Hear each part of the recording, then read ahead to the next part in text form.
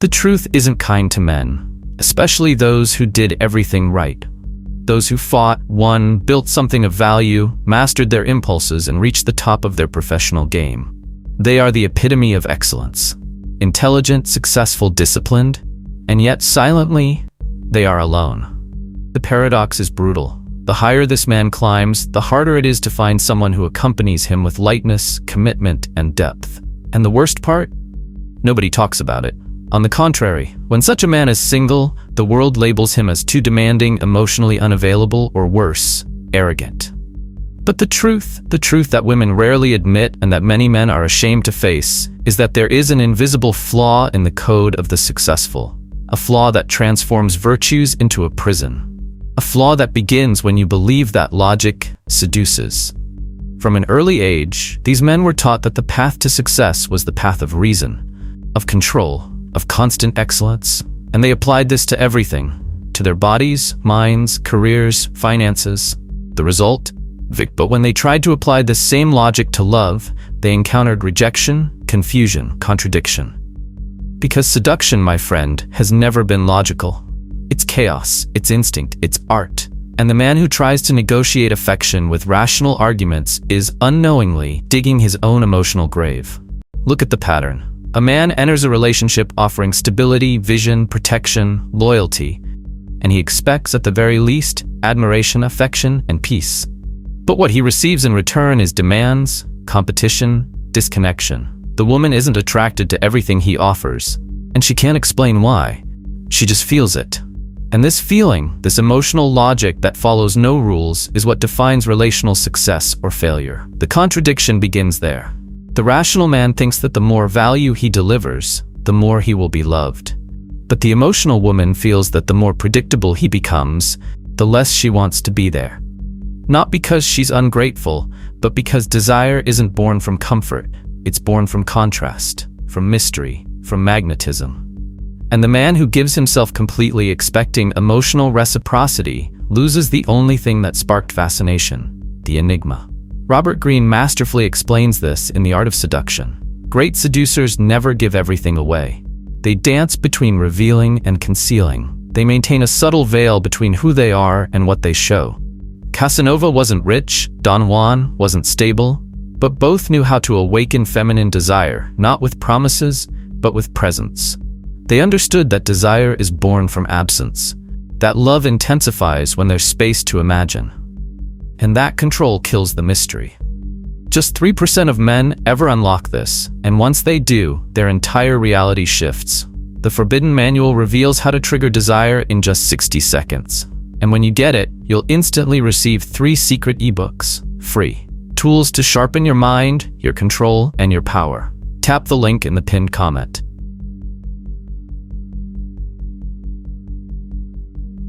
Modern man, however, has been trained to eliminate mystery in the name of transparency. He believes that the more open he is, the more worthy of love he will be. So he undresses emotionally, shares everything, explains his intentions, plans the future clearly.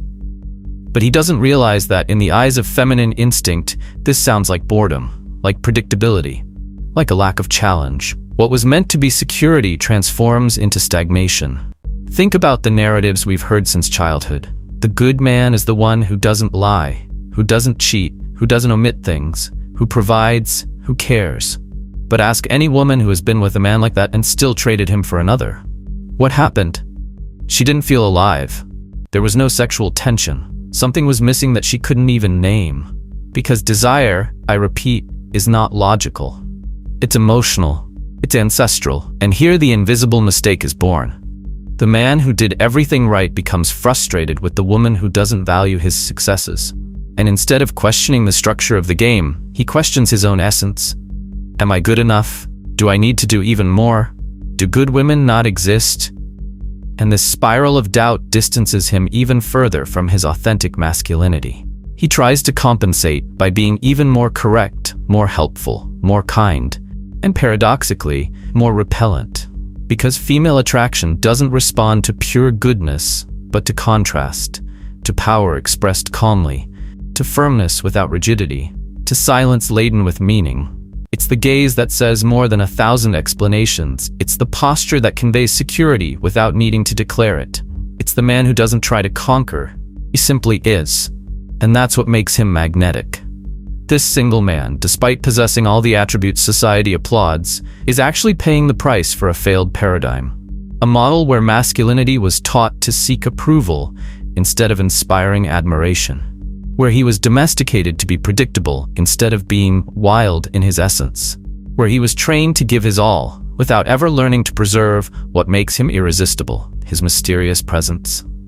The philosopher Ortega Set said, "Loving surrender comes from fascination.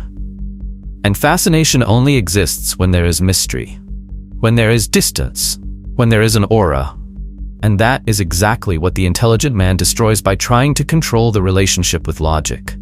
He gives his heart with a resume of achievements, hoping that this will generate enchantment. But seduction is not a CV, it's energy.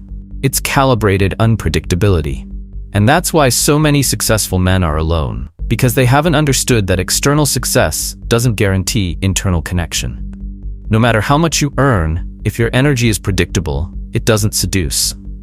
No matter how much you plan, if your gaze lacks intensity, it doesn't fascinate. No matter how much you give, if you negate yourself in the process, you become disposable. A woman feels it. She feels it when she's in the presence of a man who is complete, who doesn't need her to be happy, but chooses to have her around. She feels it when he values himself, not out of arrogance, but out of awareness. She feels it when he doesn't give everything at once, not as a game, but out of emotional elegance. And when that man appears, she surrenders. Because there she can relax. There she can be feminine. There she can trust. But until that man awakens to this truth, he will remain alone. He will continue questioning himself. He will continue trying to prove his worth through external achievements, ignoring that what truly attracts is in the invisible. It's in the unspoken. It's in what is felt, not in what is shown. If every awakened man realizes that logic doesn't seduce, the second abyss he faces is even more brutal. Realizing that exchange, what he thought was the heart of a just relationship, is no longer working. For generations, men understood that their value was constructed. They accepted that they needed to conquer, prove, build something in the world to deserve respect and love. It was a silent law. The masculine manifests itself through effort, through results, through the weight of the world on their shoulders. And in return, they received what feminine energy has always offered: lightness, sensitivity, beauty, nurturing, inspiration. The feminine was received as something that springs forth, the masculine as something to be conquered. And for millennia, this dance sustained civilizations. But today, this dance has become a competition, and the stage, a battlefield disguised as equality. Men built, and continue to build. But when they look to the side, they realize that the modern woman, encouraged to compete with them, has stopped offering what was once their greatest treasure: peace. And the most dangerous thing is that this change wasn't natural, it was programmed. A culture that devalued the essential feminine in the name of an empowerment that is often just disguised masculinization. Women today are educated to be leaders, competitive, independent, and all of that can be powerful, but it hides a tragic flaw. No one taught these same women to be emotionally generous, to be gentle with those who lead, to surrender themselves fearlessly to a man who is ready to guide them, protect them, and uplift them. And the result? A high-value man finds a woman with an impeccable resume, but the energy of a rival. He doesn't feel admiration, he feels challenge. He doesn't find an emotional home, he finds an ideological debate. And it doesn't matter how beautiful, intelligent, or successful she is. If she doesn't know how to be a woman in the presence of a man who is a man, the game is broken. Frustration grows because he sees it repeatedly. Women demanding that a man have everything: ambition, money, physique, stability, spirituality, but offering nothing beyond physical presence and a list of demands. They want a man who is an emotional CEO, but refuse to be the worthwhile investment. They demand nights, but despise the code of femininity that has always made masculinity necessary. And then the man wakes up and realizes it's not about asking for too much. It's about not accepting too little. The price of success cannot be exchanged for a beautiful body and a toxic personality. The empire he built cannot be negotiated for emotional drama and power struggles disguised as romance. What's at stake is not neediness, it's dignity. The Forbidden Manual warns, the true power of the modern man lies in his selectivity, in his ability to say no, to refuse crumbs, to filter. The man who is truly evolved doesn't need validation, he needs compatibility. And compatibility doesn't come with looks, it comes with energy, with synergy, with mutual surrender. This is the new currency of seduction, emotional reciprocity.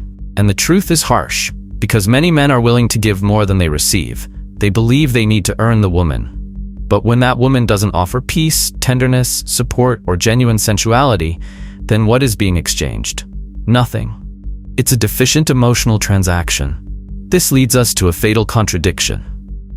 A man becomes emotionally mature precisely when he realizes that most women around him still operate with an adolescent mentality.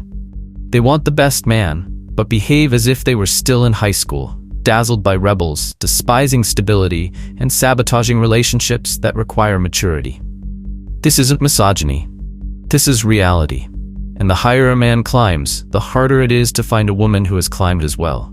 Not financially, but energetically. The woman who understands the exchange values what the man is. She doesn't demand, she contributes. She sees male leadership as relief, not as a threat. She understands that male vulnerability is not weakness, it's calibrated courage. She brings beauty, but also silence. She brings intensity, but also harmony. She doesn't compete, she inspires. And this woman exists, but she's becoming extinct. And that's why successful men stay single. Because they prefer to wait for rarity rather than drown in mediocrity with makeup. Nietzsche said that happiness is the growth of power. And a man who connects with this growth feels that anything that drains his energy is an enemy of his mission. He doesn't tolerate emotional distractions that undermine his clarity. He realizes he can no longer give himself to women who live in chaos, victimhood, or a silent war against the masculine. He doesn't hate these women. He just doesn't have time for them anymore. The exchange game has changed. In the past, men offered physical sustenance and women offered emotional support. Today, men still offer everything: financial support, protection, wisdom, guidance. And women? Many offer ego demands and a conditional promise of love that crumbles at the first sign of friction. And that, for an awakened man, is unacceptable. Therefore, he redefines what it means to be in a relationship. He doesn't just want sex. That's abundant. He doesn't just want companionship. That's accessible. He wants an alliance. A space where his leadership is valued, where his energy is respected, and where his peace isn't invaded by emotional instability. He wants a woman who knows how to surrender, not out of submission, but out of trust. Because those who don't know how to trust also don't know how to love. And here's the most controversial point. Many high-value men have realized that women with strong opinions often have weak souls. Because they confused strength with arrogance. They confused freedom with an inability to connect. They confused independence with resistance to true love. And these men have seen enough to understand. When a woman is mature, she doesn't need to prove she's strong. She simply is. And her strength is soft. Her presence is firm, yet fluid. Her sweetness is not weakness. It's emotional mastery. But these women are rare, because we live in an era where the feminine is in crisis, not through any fault of women, but because of a system that has made being feminine seem weak. And this has created an army of hardened, resentful, and lost women. Women who are strong on the outside and empty on the inside. And the awakened man sees them. He sees behind the emotional makeup, and he decides, I don't buy this package. Because he learned over time from setbacks, from exes. He was betrayed by the woman who said she wanted a good man. He was rejected by the woman who said she wanted commitment. He was used by the woman who wanted stability, but wasn't willing to give connection. He understood that the game isn't what they say, it's what you feel. And today, he no longer negotiates with words. He negotiates with energy. This perception changes everything, because now he filters, he observes, he tests consistency. He feels the vibe, and he's not afraid to cut ties, because his life is already too good to be invaded by an emotional hurricane with a pretty smile. The Greek philosopher Epictetus said, "Freedom lies in not needing anything external to be happy." And that's exactly what defines the man who refuses broken exchanges. He He's already complete inside. He doesn't need anything. He chooses. And therefore he doesn't bow down, he doesn't beg, he doesn't plead, and consequently, he doesn't suffer. He simply waits for what is rare, because he knows he deserves what is true. And if that keeps him single, then so be it. Because better alone than with someone who sucks your peace. Because the price of a bad relationship isn't the time lost. It's the man you failed to become while fighting for someone who never deserved your energy. And the awakened man has already decided he will no longer pay that price. But what now? If the man has already understood that logic doesn't seduce, and has also realized that the exchange has been corrupted, then what is the next step? What does he do with this lucidity? With this awareness that now prevents him from accepting the ordinary? What does it mean to be an adult at heart? It means not reacting with ego when contradicted. It means not playing emotional games when insecure. It means not using sex as a power weapon. It means knowing how to surrender without losing one's own balance. It means knowing how to say yes with passion and no with firmness. It means knowing how to love without needing to control. It means understanding that a man is not an enemy, he is a mirror. And if she cannot respect a centered man, she does not yet respect herself as a woman. The man who has experienced fertile solitude has already lived all the extremes. He has been needy and cold. He has given too much and locked himself away too much. He has loved naively and run away in fear. But now he has reached the center. And in this center, he no longer negotiates what is essential, his peace. The woman who crosses this man's path and is up to his level will be received with all that he has to offer: presence, intensity, direction, loyalty, passion. But if she comes with games, untreated wounds, power struggles, she will be eliminated as quickly as she appeared. Because he knows the price of straying from his own path, and he no longer pays that price. The new solitude is not punishment, it's a reward, it's a privilege, it's a filter, it's rebirth. And the men who embrace this stage are not weak, they are masters in training. They are learning to live with purpose, to choose consciously, to love with discernment. They are becoming leaders, not only of their own lives, but of their own destiny. And in the end, this is the new paradigm. The awakened man no longer wants quantity, he wants quality. He no longer wants games, he wants truth. He no longer wants intensity without purpose, he wants depth with direction. And until that appears, he remains alone, not out of despair, but out of honor, because he understood that being alone is not the absence of love. It is the presence of respect. It's a commitment to one's own journey. And that's seductive on a level few can achieve. And that's where the cycle ends. The man who once sought now attracts. The man who once explained himself now falls silent. The man who once accepted anything now demands everything. Not out of arrogance, but out of evolution. Because he has already understood, life is too short to share with those who do not honor the greatness of his path. We've reached a point where everything takes on new meaning. Where every silence experienced, every absence endured, every failed attempt begins to make sense. Because the man who has come this far is no longer the same. He carried doubts, now he carries discernment. He carried open wounds, now he carries scars that tell stories. He carried blind hope, now he carries strategic vision. His solitude, once painful, has become an oracle.